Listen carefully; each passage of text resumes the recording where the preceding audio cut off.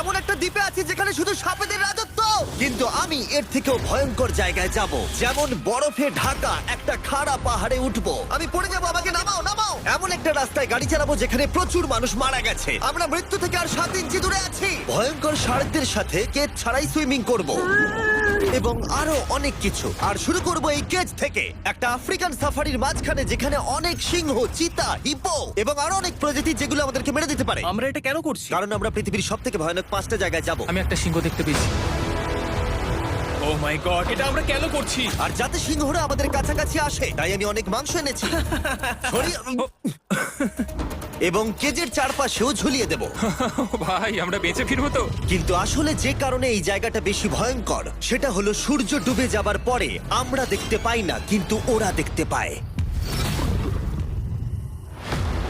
Jimmy, ওদিকে দুটো সিংহ রয়েছে। এই শব্দটা তো কণ্ঠারের মতো লাগছে। না, এটা বিশাল ভাই। সবকিছু রাতে বেরোয় কেন? ভাই, আমাদের সিংহটা পুরো ঘিরে ধরেছে। আমাদের থেকে মাত্র 20 ফুট দূরে রয়েছে ওরা। সিংহগুলো আমাদের চারপাশে ঘুরেই যাচ্ছিল। আমরা হয়তো এই ভিডিওটা করতে গিয়ে মারাই যাবো। আর এটা তো সবে শুরু, কারণ এই ভিডিওতে পরের জায়গাগুলো আগের জায়গার থেকে আরো অনেক বেশি ভয়ানক হতে চলেছে। শেষে থাকবে এমন একটা দ্বীপ যেটা সম্পূর্ণ বিষাক্ত সাপে ভরা। আর এবার আমরা আইস ক্লাইম করব একটা বিশাল ভয়ানক ঠান্ডায় জমে যাওয়া জলপ্রপাত। এখান থেকে ফিরে আসার কোনো উপায় নেই। এই দুটোর মধ্যে যে কোনো একটা পথ দিয়ে এই বিশাল খাড়া পাহাড়ে উঠতে হবে এই ব্লেডেড বুটস আর এই আইস পিক্সের সাহায্যে। আমার জীবনে করা এটা সবথেকে ভয়ানক জিনিস। আমার জন্য প্রার্থনা করো। জিমি, তুমি চাও আমরা এই পাহাড়টায় চড়ে ওপরে উঠি? হ্যাঁ, এটা অসম্ভব। সত্যি কথা বলতে আমার মনেই হচ্ছিল না এটা আমরা করতে পারবো। তারপর নোলানের সাথে যা হলো তাতে আমরা আরো বেশি ভয় পেয়ে গেলাম। আমি পারবো না বন্ধুরা, একটু দাঁড়াও। আমি বেরিয়ে যাচ্ছি, আমি পারবো তুমি না। হাল ছাড়তে পারো না। না, আমি পারবো না। আমার বিশ্বাসই হচ্ছে না নোলান এটা করবে। সত্যি ভাবিনি। নোলান কুইট করলো। আমরা কিন্তু প্রায় ওপরের দিকে রয়েছি। তোমরা এখন হাফ অব্দি এসেছো। ও জিমি, নিচের দিকে দেখো না। ও মাই গড। যত উঠছি তত খাড়া হচ্ছে। আমার পা, আমি গ্রিপ পাচ্ছি না। ও ও ও ও। আরে তুমি পড়ে যাচ্ছিলে? ও মাই গড, আমি টপটা দেখতে পাচ্ছি জিমি। এটা আমার করা সবথেকে ভয়ানক জিনিস। আহ! এটা আমি পারবোই। আমাকে ওপরে উঠতেই হবে।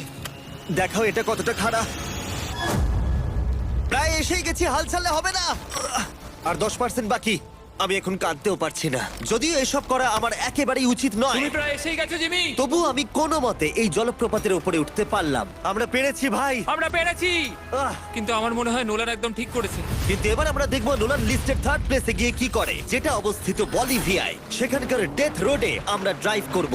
আর এখন আমরা রয়েছি পৃথিবীর সবথেকে বিপজ্জনক রাস্তায়। এই জায়গাটা যে কোনো স্কাই স্ক্রিপারের থেকে অনেক বড়। আমি বুঝতে পারছি না আমরা কেন এখানে এলাম। মিথ্যে বলছি না, এই রাস্তায় অনেকজন মারা যাওয়ার কারণে এই রাস্তাটা 1 যুগ আগেই বন্ধ করে দেওয়া হয়েছিল। এই রাস্তায় গড়ে প্রতি বছর 300 জন মারা যেত, কিন্তু আমাদের কাছে গভর্নমেন্ট পারমিশন রয়েছে, তাই আমরা এই রাস্তা দিয়ে যেতে পারি। পারমিশন না পেলে খুব ভালো হতো। চিন্তা করো না, কিচ্ছু হবে না, না। আমার তো চিন্তা হচ্ছে। এবার বুঝতে পারছি কেন ডেথ রোড বলে। কিন্তু তুমি এমন চালাচ্ছ জানো এটা খুব সাধারণ রোড। দেখো তোমার জীবন আমার হাতে রয়েছে, তাই তুমি এরকম না, তোমার জীবন আমার হাতে রয়েছে। দেখো স্টিয়ারিংটা মনে হচ্ছে কেঁপে ট্রেন উঠলো। থেকে হাত সরিও না। আমরা এখন মৃত্যু থেকে মাত্র 7 ইঞ্চি দূরে আছি। আমরা খাদের খুব কাছে রয়েছি। সাবধানে সাবধানে সাবধানে। বলছো, এটা কি Oh my flash করছে? God! আমার লাইফ ফ্ল্যাশ করছে, ফ্ল্যাশ করেই যাচ্ছে আচ্ছা, বারবার। আর যদি তোমরা ভাবো এটাই সব থেকে বিপজ্জনক, তাহলে বলে রাখি আমাদের রাস্তায় আরো 3টে বিপজ্জনক স্পট বাকি আছে। রাস্তা আস্তে আস্তে আরো সরু হয়ে যাচ্ছে। এই জায়গাটা কিন্তু খুব সাবধানে চালিও। Oh my God! দেখো ওই জায়গাটার টায়ার কিন্তু মাটিতে থাকবে না, দেখতে পাচ্ছ? হ্যাঁ, সেটা আমি দেখতে পাচ্ছি। ও মাই গড, দেখো খাদটা Oh, কতটা দাঁড়াও। গভীর। নোলান, তুমি কি একটু গাইড করতে পারবে? অবশ্যই, গাড়ি থেকে নামতে পারলে খুবই খুশি হব। ও দেখো পড়ে যেও না ভাই। এটা কি? একবার দেখো খাতটা কতটা গভীর। সত্যি অনেক গভীর। এখান থেকে একটা ওয়াটার হ্যাঁ, এখান থেকে আমাকে বার করো। ঠিক আছে। হে, হে, এটা তো পাগলামো ভাই। আমাদের গাড়িটা খাদের একেবারে কিনারায়। গাড়ির চাকা এই গভীর খাদের একদম পাশ দিয়ে যাচ্ছে। এটা পাগলামো। সাবধানে, এই জায়গাটা ঢালও রয়েছে আর খুব স্লিপও আছে। এগিয়ে এসো। নোলান, তুমি একেবারেই ডিরেকশন দিতে পারো না। আসলে আমি এখন চেষ্টা করছি গাড়ি থেকে বাইরে থাকার। অত ভালো ডিরেকশন আমি দিতে পারি না। তুমি ভেতরে ঢুকে পারো, কিচ্ছু পারছো না তুমি। ঠিক আছে। তাড়াতাড়ি বসো, এবার আমি স্পিড তুলবো। নোলান, তুমি কি জানো এই রাইডে কি করলে বেশি মজা হবে? কি? আমাদের brand new festival creamy peanut butter cup খেলে। ও, আমি ভাবলাম তুমি বলবে গাড়ি আসতে চালালে। না, ও মাই ফগ গড। অনেকটাই বেড়ে যাচ্ছে, সামনে ঠিকঠাক দেখা যাচ্ছে না। রাস্তার বেশ কিছু অংশ একেবারেই সাধারণ, কিন্তু বলিভিয়াতে ওয়েদার খুব তাড়াতাড়ি চেঞ্জ হবার কারণে হঠাৎ প্রচুর কুয়াশা মৃত্যুদূত হিসেবে সামনে চলে আসে। আরে দাঁড়াও দাঁড়াও দাঁড়াও দাঁড়াও দাঁড়াও দাঁড়াও, আমরা ধারে চলে এসেছি। আমি ভালো করেছি তো? না, আর একটু হলে কিন্তু আমরা পড়ে যেতাম। খাদের খুব কাছে আছি। ঠিক আছে, তাহলে এদিক দিয়ে বের করি। ঠিক আছে। একটু দূর দিয়ে চলো। হ্যাঁ, আরে ঠিক আছে। ওটা কিসের আওয়াজ হচ্ছে? আমরা অনেক কাছ দিয়ে যাচ্ছি। আমি ভাবলাম সবকিছু একসাথে মিক্স করি আর বের করি আমাদের নিজেদের ফেস্টিভ্যাল কাপ। এই কাপের সব থেকে ভালো জিনিস হলো আমরা পিনাট বাটার জার থেকে সরাসরি বের করে ইউজ করি। দেখো কতটা জ্যাব আছে, এটা দারুণ খেতে। এছাড়াও এর মধ্যে আমরা ফেস্টিভ্যালস চকলেট দিয়েছি। তোমরা হয়তো জানো না, ফেস্টিভ্যালস এর কৃষকদের আমরা যথেষ্ট পারিশ্রমিক দিই। আমরা ফেয়ার ট্রেড সার্টিফাইড বিন ব্যবহার করি। আমরা একেবারেই শিশু শ্রমিক সমর্থন করি না। ও মাই গড, এই তিনটে জিনিসই কোনো আমেরিকান চকলেট কোম্পানি করে না। নোল্যান্ড, হ্যাঁ, এক যুগ তো কেটে গেছে, দেখে নাও ব্রিজটা ঠিকঠাক আছে কিনা। ঠিক আছে। আমি শিওর হতে চাই যে এটা ভেঙে পড়বে কিনা, কারণ আমি মরতে চাই না। নোলান, ব্রিজটা পরীক্ষা করো, সব ঠিক আছে? হ্যাঁ, ঠিক আছে। বিগ চকলেট তাদের কৃষকদের মজুরি কম দেয় আর শিশুদের দিয়ে কাজ করায়। শুধুমাত্র পশ্চিম আফ্রিকাতেই লক্ষ লক্ষ শিশু শ্রমিক রয়েছে যারা কোকো ফার্মে কাজ করে। তাই তোমাদের এটা খাওয়া উচিত শুধুমাত্র স্বাদে দারুণ বলেই নয়, বরং চকলেট ইন্ডাস্ট্রিকে একটা বার্তা দেওয়ার জন্য। তোমাদের কৃষকদের যথেষ্ট পারিশ্রমিক দাও আর শিশু শ্রমিক প্রতিকার করো। এটা তো পাগলামো ভাই। আমরা ডেথ রোড সার্ভাইভ করলাম। এখন অবধি আমরা সার্ভাইভ করেছি, কিন্তু পরের বোনাস প্লেসে কার্ল আর নোলান শার্কে ঘেরা সমুদ্রের একেবারে মাঝখানে যাবে। আর কিছু কারণবশত জলে কেজের মধ্যে থাকবো না। হ্যাঁ, ইউজুয়ালি আমরা এটাই ব্যবহার করি, কিন্তু এবারে আর করব না। এখানকার শার্কগুলো অতর্কিতে আক্রমণের জন্য বিখ্যাত, আর এটাই এই জায়গাটাকে ইউএস এর সব থেকে বিপজ্জনক করে তুলেছে। বিশ্বাসই হচ্ছে না আমরা এটা করতে চলেছি। ও মাই গড, এগুলো তো অনেক বড় শার্ক। ও মাই গড। ভাই, আমরা এটা কেজ ছাড়া কেন করছি? ভাই, তোমার পেছনে পেছনে। ও মাই গড, এটা অনেক বড়। নোলান, এক্ষুনি ভাই, নামো। আমার ইচ্ছা করছে না, আমি যেতে চাই না। সত্যি আমি মরতে চাই না ভাই, মরতে চাই না। ও মাই গড, এটা তো অনেক বড়। ঠিক আছে, ঠিক আছে ভাই, এই শার্কগুলো তো দ্বিগুণ বড়। আমি আর যাচ্ছি না, হয়ে গেছে। কিন্তু দ্বিতীয় বিপজ্জনক জায়গার কাছে এটা কিছুই নয়, যেটা অবস্থিত অ্যামাজন রেন ফরেস্টের একেবারে মাঝখানে। এখানকার সৌন্দর্য দেখে বোঝা যাবে না জায়গাটা কতটা বিপজ্জনক, কারণ কিছু মুহূর্তের মধ্যেই এই জায়গাটা এরকম থেকে এরকম হয়ে যেতে পারে। একটু ঝড় বৃষ্টি হলেই এখানে জলস্রোত নেমে আসে এবং গোটা এলাকা ভাসিয়ে দেয়। আর আজকে আমরা দেখব গোকটা ক্যাটারাক্ট ওয়াটারফল, যেখানে জলস্রোত নেমে আসছে 1000 ফুট ওপর থেকে নিচে জলাশয়ের মধ্যে। আর এই মেঘলা দিনে আমার সাথে এসেছে এই যে এরা। এ হলো হেজ, 70 দিন জঙ্গলে কাটিয়েছিল। এ হলো বেলি, যে কিউবে 100 দিন কাটিয়েছিল। আমরা এখন অনেক ভয়ঙ্কর জিনিস করতে চলেছি, যেখানে মৃত্যুর সম্ভাবনাও আছে। না মানে দাঁড়াও, সেটা এসো, এসো, এসো তোমরা, চলো যাওয়া যাক। আর অনেকক্ষণ পরে আরো অনেকক্ষণ পরে সাবধানে। সব থেকে পিচ্ছিল জায়গায় ট্রেক করা, বিশাল খাড়া জায়গায় যাওয়া যেখানে এখনো মানুষের পা পড়েনি। বেঁচে গেছি। আমরা শেষ পর্যন্ত গন্তব্যে এসে পৌঁছলাম। এটা একটা ওয়াটারফল, দেখতে পাচ্ছ তোমরা? মানে একবার যদি স্লিপ খেয়ে দারুণ পড়ো লাগছে। তাহলে তোমরা শেষ। আর গাইডের সাহায্যে আমরা নদীটা সুরক্ষিতভাবে পার করলাম। এই দেখো, উই! আর তারপরে আমরা কিছু দড়ি সংগ্রহ করলাম, যাতে আমরা ওয়াটারফলের নিচ অব্দি দেখতে পারি। নিচ দেখতে পাচ্ছ? ওয়াও, এটা দারুণ লাগছে। হা! কিন্তু যেমনটা আমি আগে বলেছি, এই জায়গাটা দেখতে যতটা সুন্দর, এক মুহূর্তের ব্যবধানে এটা প্রচন্ড ভয়ঙ্কর হয়ে উঠতে পারে। এখন বিশাল পরিমাণে ঝড় বৃষ্টি শুরু হয়ে গেল। এই জন্যই এটাকে পৃথিবীর সব থেকে ডেঞ্জারাস প্লেস বলা হয়। এই ওয়াটারফলটা এখন আস্তে আস্তে অনেকটা ছড়িয়ে যাবে, অনেকটা জল বেড়ে যাবে, সবকিছু ভাসিয়ে দেবে। এখানে এখন জল অনেক বেড়ে যাবে আর আমাদের বেরোতে হবে। আমরা কি রোপগুলো ব্যবহার করে ওয়াটারফলের পাশ দিয়ে নিচে নামবো? না, একদমই নয়, এটা খুবই বাজে আইডিয়া জিম। আমরা এখন জঙ্গলের মাঝে ফেসে গেছি, এটা তো বাজে ব্যাপার। কত রিস্ক আছে। জিমির দিক দিয়ে কিন্তু কাদা আসছে, অনেক কাদা। আর যে কোনো মুহূর্তে এখানে বাজও পড়তে পারি। আর সত্যি আমি চাই না তুমি মরে যাও। তাই আমাদের ইউটিউব ভিডিও এমার্জেন্সি অপারেশনে বদলে গেল। একটাই উপায় আমরা বেরোতে পারবো, একই পিচ্ছিল এবং খাড়া পথ দিয়ে আমাদের ফিরতে হবে। আর কিছুক্ষণ বৃষ্টি হলে এই জলস্রোত সবকিছু ভাসিয়ে দেবে।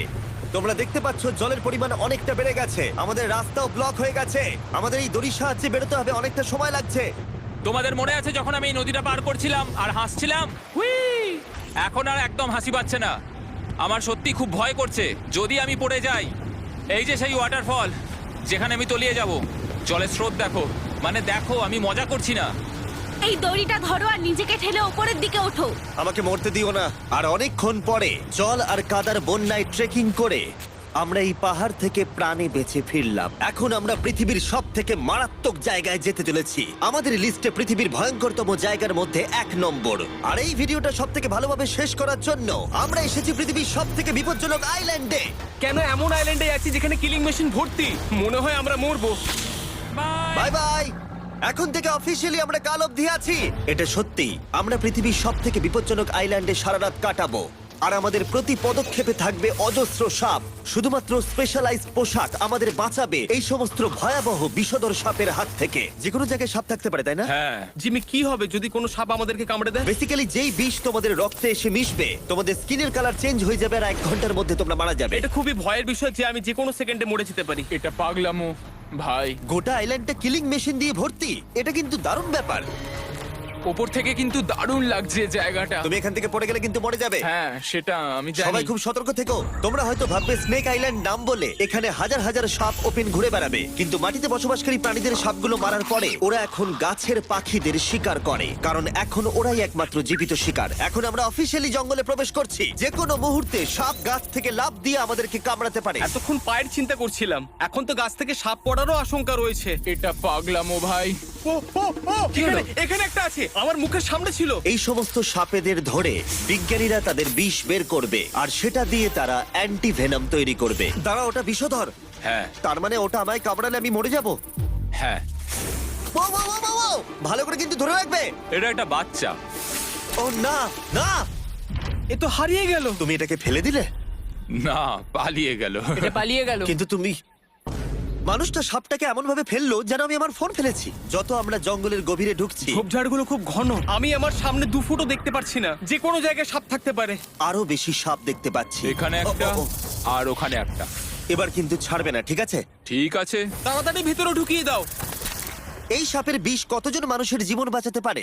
প্রায় 1000 জনের। ও, এটা তো অসাধারণ। সারা বিশ্বের যত অ্যান্টিভেনম পাওয়া যায় তার 90% ব্রাজিল থেকেই পাওয়া যায়। তার মানে হলো যতগুলো সাপ আমরা ধরবো তত হাজার মানুষের জীবন বাঁচবে। জিমি, ওখানে আরেকটা সাপ রয়েছে।